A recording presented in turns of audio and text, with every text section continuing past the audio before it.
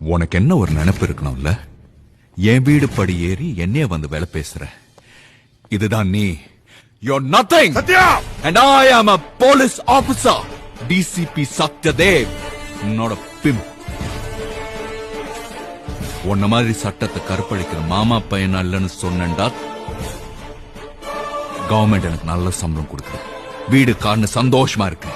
என் கூட வேலை செய்யறவங்களுக்கு நான் இருக்கும் போதே ப்ரமோஷன் கிடைக்கும். விசுவாசமா வேலை செய்யறாங்க.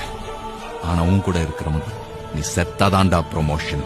நீ எப்படா சாவன்னு காத்துக்கிட்டு இருப்பாங்க.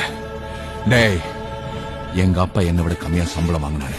ஆனா அவர் இறந்ததுக்கு அப்புறம் இன்னைக்கு நான் டிசிபி.